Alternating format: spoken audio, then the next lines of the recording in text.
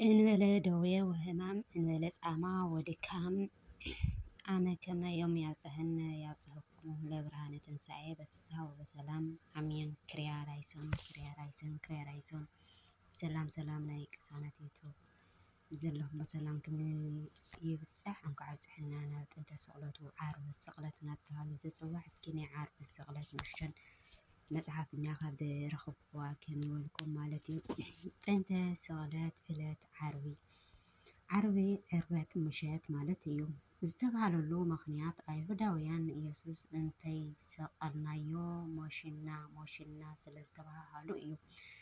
ዓረበ አነ ከም ዝብል ጎይታ ዓርቢ ዝተሰቀለሉ ምኽንያት ብዕለተ ዓርቢ ዝፈጠሮ አዳም ንክሞት በቲ ዝፈጠረሉ መዓልቲ ተሰቂሉ አድሒንዎም እዩ። ንአዳም እንትፈጥሮ እንተሎ ማንም አይረአዮን ተሰቂሉ አድሕኖ ግና ዓለም ኩሉ እናረአዮ እዩ። እግዚአብሔር ካብ ሰንበት ክሳብ ዓርቢ 22 ስነ ፍጥረታት ፈጢሩ ብዕለተ ዓርቢ ፈፂሙ እዩ። ስለዚ ዓርቢ ናይ ስራሕ መወዳእታ መዓልቲ እዩ። ወአመ ሰብአት ዕለት አዕረፈ እግዚአብሔር እምኩሉ ግብሩ ዘአሃዘ ይገብር ከም ዝብል ኣብዚ ድማ ሕጊ ተሰብኦ ዝፍፀመሉ መዓልቲ እዩ። ኢየሱስ ክርስቶስ ኣብዚ ዓለም 33 ዓመትን 3 ወርሕን ናይ ሰውነት ስራሕ እናሰርሐ ፀኒሑ ቤዝነቱ ዝፈፀመሉ መዓልቲ እዩ። ብተወሳኺ ዕለተ ዓርቢ ማና ዘቆረፀሉ ዝነበረ መዓልቲ እዩ። ሙሴ ዓርቢ ክልተ ጎሞር ማና ሒዝኩም እተው ቀዳም ማና እናረአየ ዝተረኸበ ግና ብሓዊ ተቃፂሉ ብእምኒ ተወቂዑ ይሞት ኢሉ ስርዓት ሰሪዑ ነይሩ። ብዕለተ ቀዳም ማና ኣይወርደሎምን ናይ ቀዳም ዓርቢ ክልተ ይወርደሎም ይረቦም ሒዞም ይኣትዉ ነይሮም እዮም። ወዓርቢ ማና በፈንቆን ወበበልዑ አክሊ ፈንቆን ከም ዝብል ዘፀአት ምዕራፍ 16 ካብ ሰንበት ክሳብ ዓርቢ ሓደ ማና እዩ ዝወርደሎም። ቀዳም ስለ ዘይንቀሳቀሱ ግና ናይ ቀደም ዓርቢ ይረቦም ሒዞም ይኣትዉ ቀዳም የዕርፉ። በዚ መሰረት ዕለተ ዓርቢ ብእስራኤል ዘስጋ ዝተጀመረ ናይ ማና ምቁራፅ መድሃነ ዓለም እውን ኣብ ከርተት ድኻም ረሃፅ ዝነበረ አዳም በዚ ዕለት ተሰቂሉ ዕረፍቱ ኣውረደሉ። ቦ ዕለተ ዓርቢ ጎይታ ኣብ ዝተሰቀለሉ ሰዓት ፀሓይ ፀልሚታ እያ። ወአረበ ፋሲካሆሙ ለአይሁድ ከም ዝብል ዮሃንስ 19 ዕለተ ዓርቢ ናይ ኦሪት ስርዓት ደም በጊዕ ደም ላሕሚ ካልኦት እንስሳትን ዝተፈለየሉ ናይ ኦሪት ሊቀ ካህናት ስልጣን ዘቆመሉ መዓልቲ እዩ። ዕለተ ሐሙስ ስርዓተ ሐዲስ እንትስራሕ ፅባሕ ዝቁረስ ስጋይን ዝፈስስ ደመይን ተባሂሉ ነይሩ እዩ። መፈፀምትኡ ዓርቢ ስለዝኾነ እዩ። እቲ ሊቀ ካህናት ባዕሉ ክዳኑ ኣብ ክልተ መቅዳዱ ስልጣኑ ከም ዝተሓደገ ናይ ኦሪት ስርዓት ከም ዝተቀየረ መንፈስ ቅዱስ ኣብ ከፊቱ ገፁ ፀፊዑ ክምስክር ገይርዎ እዩ። 5500 ዘመነ ብደም እንስሳትን ስርየተ ሃጥያትን ዘይረኸቡ ፍጥረት ብዕለተ ዓርቢ ግን ብክርስቶስ ደም ዘለዓለማዊ ድሕነት ረኪቦም ከም ሰቲ ተመዚዞም ካብ ሲኦል ወፂኦም እዮም። ናይ ፀጋ ክዳን ተገፊፎም ጥራሕ ዝባኑ ካብ ገነት ዝተባረረ አዳም ናይ ብርሃን ክዳን ክክደን መድሃነ ዓለም ጥራሕ ዝባኑ ተሰቀለ። ዕለተ ዓርቢ ዲያብሎስ ብዝጣዓስ ናይ ጎይታ ኣምላኽነቱ ዝኣመነሉ ነብሳት ዝረክብሉ መዓልቲ እዩ። ዕለተ ዓርቢ ናይ ዲያብሎስ ምክሪ ዝፈርሰሉ መዓልቲ እዩ። ጥንቲ ሰብ እንትፀንስ ብዘርኢ ብርካቤ ይፀንስ ነፍሲ እንትንከራተት ፅንሰት ርኡ ዲያብሎስ መፅኡ ይቆርመይ ነበረ። ድሓር ምስ ተወለደ ሓጥያት እናሰርሐ ጣዖት እናምለኸ ይነብር። ኣብ ትሞተሉ ግዜ እውን እቲ ሰብ ይሓምም እሞ ዲያብሎስ መፅኡ ሕሱም ራእዩ ፀሊም ገፁ ገሊፁ ይሪኦ ሰውነቱ ይቆርር ነብሱ ደንጊፁ ካብ ስግኡ ትፍለ ነንሕድሕዶም እናመናጠሩ ገሃነም የጓዕዝዎም ነይሩ እዩ። ወለዘሞተ እምኔሆሙ የአስሩ ነውሶ ውስተ ሲኦል አሚሃ ይትፈንዋ ነፍሳት ውስተ ገሃነም እስከ ይመልእ አብያተ ሞት ከም ዝብል ሃይ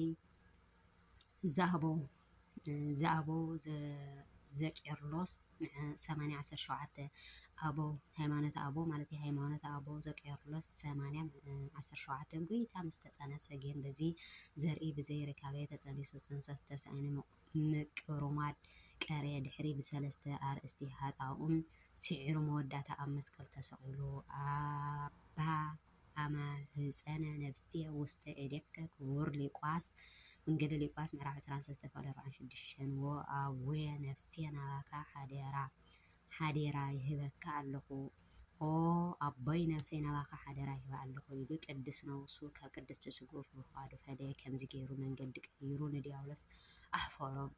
ክሳብ ዕለት ዓርቢ ኣምላኽነቱ እናተጠራጠረ ነፍሳት እናመርከረ ዝፀንሐ ዲያብሎስ ምክሪ ኣፍሪሱ ብነፍሲ ሰረገላ ወጢሩ ሒዙ ነፍሳት ክትፈእ ገበሮም። ወገፀ ተፈጸመ በጽልመት ፈሪሃ ወድንጋጼ ዲያብሎስ ገጹ ብጸልማት ዝተኸደነ ዲያብሎስ ናብ መስቀል ምስተጸግዐ ፈርሐ፣ ደንገጸ፣ ጠርጠረ፣ ተሸበረ፣ ረዓደ። ዲያብሎስ ከምቶም ዝማርኹም ነፍሳት መሲልዎ ንጎይታ ንኽማርኾ ኣምላኸይ ኣምላኸይ እንትብል ሰሚዑ ዝወሰድኩም እዚ እውን ፍጡር እዩ ስለዚ ክወስዶ ኣለኒ ኢሉ ቀረበ። ወቦቱ በከመ ይልምድ ወሃጢ ትምህርተ ህወኣት ምቁርማድ ኣብ ካልእ ከም ዝለመደ ናብ ጎይታ እውን ከምኡ ንክገብር ቀረበ።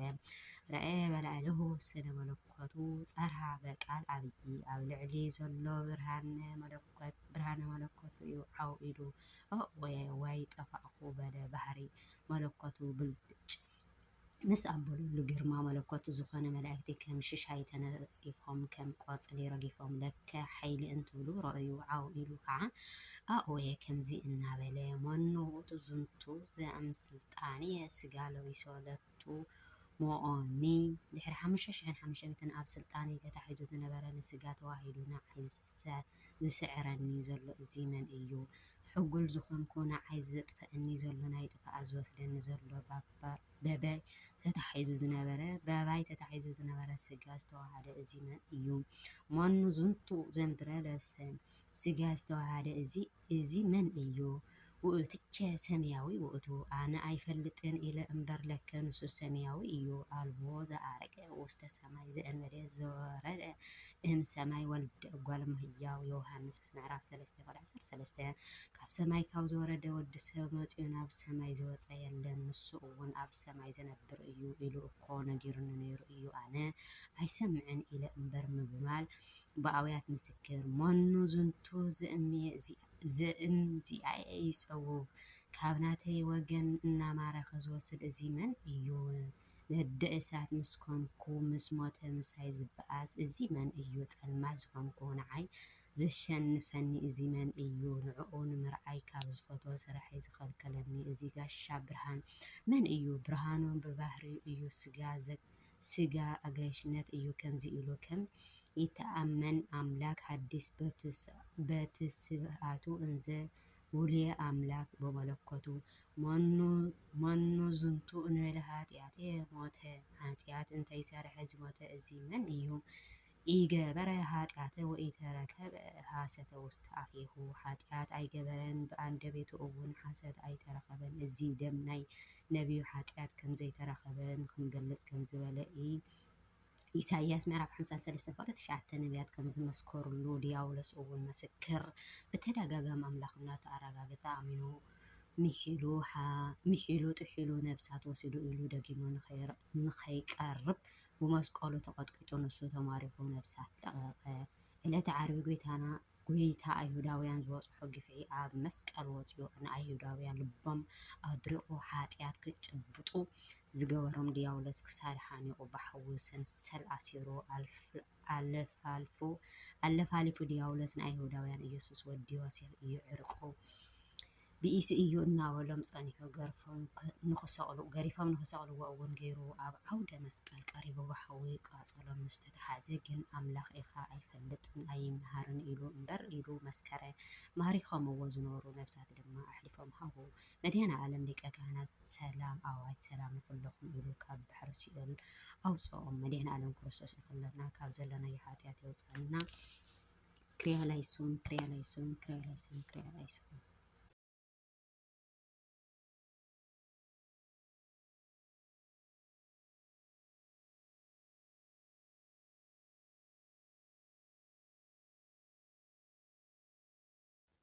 أبن قد غيسم كي سوعو